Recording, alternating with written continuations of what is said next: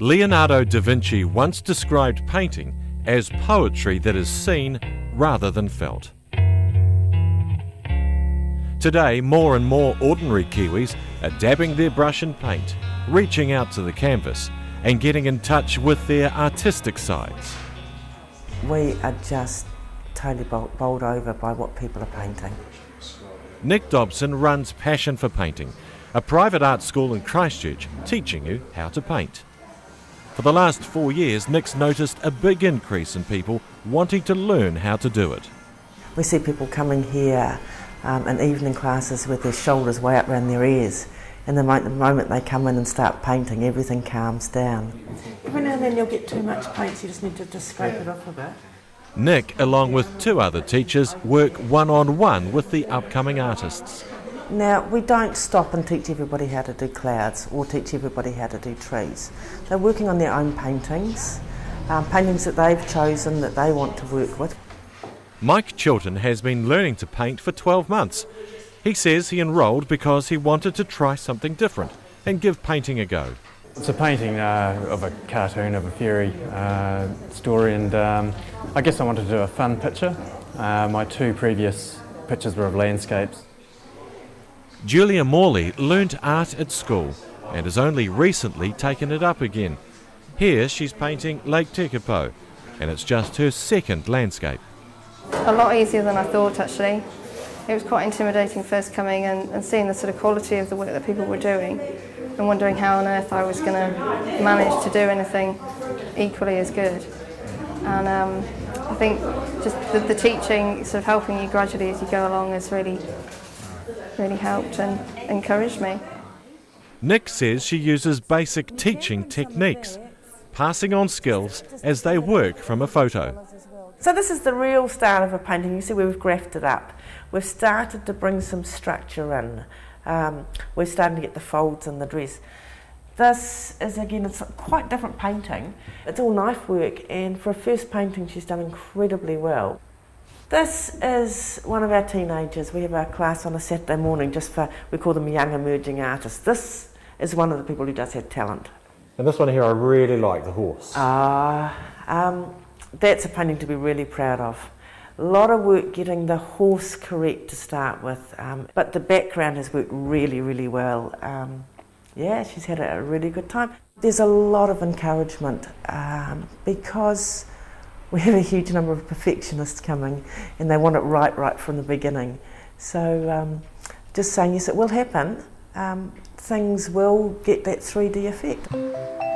Classes aren't just reserved for adults. Children too arrive after school, keen to learn. We are just blown over at what our kids can produce. We work exactly the same way with the kids as we do for adults, skills, techniques. So, why is it becoming so popular? Oh, lots happened just in the last few years. Of course, canvases and paints and things have become far more accessible and far cheaper. They're everywhere. So people can get out their stuff and just have a play. So it really is a really good time to start painting. The best part, they say, is when you've finished your painting, done your best, although sometimes it may not be love at first sight. They do say that you can become too close to your painting, so when you first finish it, you don't really like it, but after 3 or 4 months, you tend to see it as a whole rather than the detail, and you appreciate it so much better. Most keep their paintings or give them away rather than being sold, and then it's on to the next one, and a chance to try something different with another picture, another painting, and more poetry on canvas.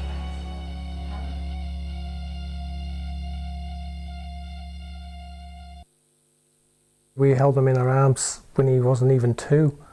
Now he's 5.5. It's been a long road for Jan and Rob DeVore, a North Canterbury couple who just want their own child. After being overlooked for adoption here, they looked overseas.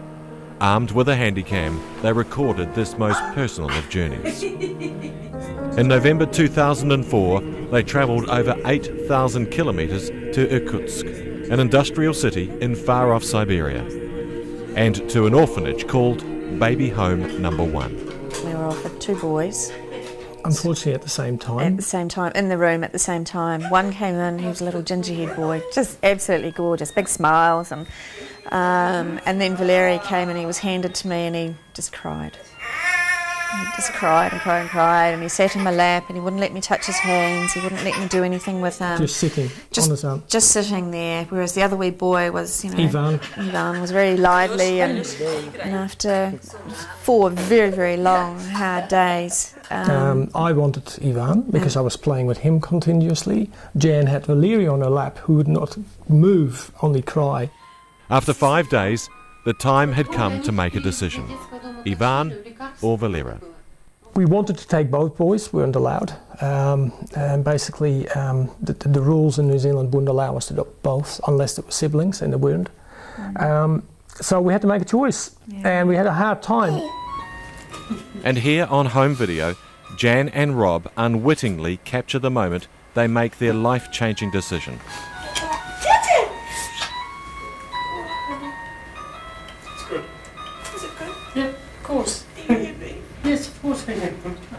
They chose 18-month-old Valera. He chose us, he laughed, he played, and basically we still believe to this day that he knew that was his chance, and he stepped up and convinced us that basically that was the way to go. No one knows what happened to Ivan. They returned to New Zealand and started the paperwork. They even prepared a bedroom at home for Valera. I guess in the last sort of 3 years we've sort of put things away because we don't know what's going to happen. The wait grew longer and the room remained empty. We didn't have photos up for a long time. They just hurt too much. Yeah. In November last year, after 3 long years of waiting, the toll had become too much. We actually made the decision to stop, and we couldn't go any further. We had a very hard time, and we basically started the grieving process, and Jan was really, really upset. Then in July this year, a call came from out of the blue. A court date had been set in Irkutsk. The Russian paperwork was complete, and a judge ready to make her decision. Doesn't feel real. Doesn't feel real. This is going to be the time. We're very hopeful it's finally going to be the end. Jan and Rob quickly packed their bags and flew back to Siberia, armed with their video camera. Was it great to see him again? Oh, fantastic. Just fantastic. And just to see he'd grown, he looked healthy. He was a little bit sort of quiet to start with, but that's okay. Yeah, he just was a normal wee boy, which was quite nice to know. For Rob, it's been 3.5 years since he last saw Valera. I was very scared that one, he wouldn't remember me, or two, that I wouldn't like the boy that I would see. So it was difficult, but yeah, it takes 5 minutes and then you're in love again. They headed off to court to make their case. The judge would decide if they would become a family or if the dream was over. So what did you have to convince them of? That we're going to be good parents, that we're fit to be good parents, and that he's going to come into a safe and healthy environment. After 3.5 hours, a decision. About 5 minutes ago, the judge just gave us the approval that Valeri's our son.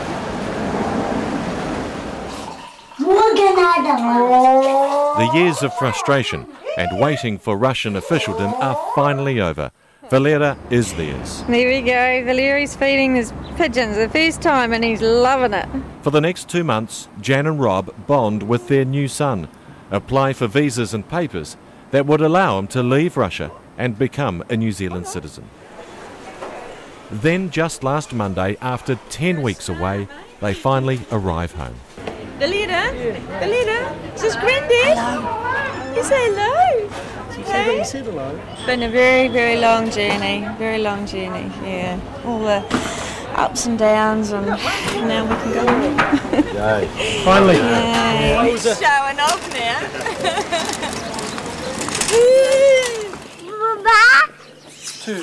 Life on the Lifestyle Block in North Canterbury is a far cry from the regimented order of the orphanage. And good throwing. Here, Valera is learning to use a knife and fork for the very first time. That's it. And despite knowing little English, he's quickly learning. Yes, Yay, at long last, I'm a mum. I can give my love to a little